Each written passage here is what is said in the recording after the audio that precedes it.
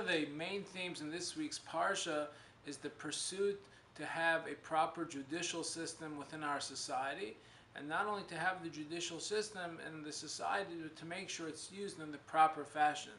So much that the Torah says that if there is going to be divrei rivos bisharecha, there are going to be arguments within the community, then the kamta ba'alisa, we're supposed to get up and go to the judicial body and work out the conflict in a process that's respectful to all the parties and make sure that the law of the Torah is upheld.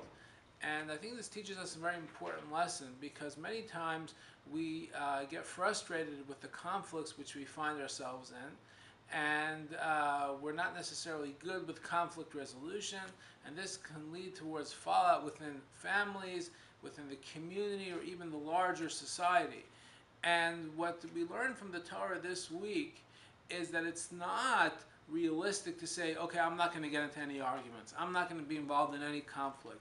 I'm not going to be dragged down with machlokas.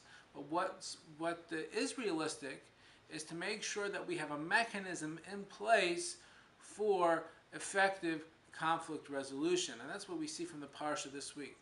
We begin the month of Elul this week, and we have to go ahead and pay more closer attention to the relationships that we have in our lives with our friends, our family, our neighbors, our coworkers, etc., and make sure that if we do have any sort of conflict between us and them, that we are able to manage that in an effective way and in a respectful way. And that's something we see from this week's Parsha.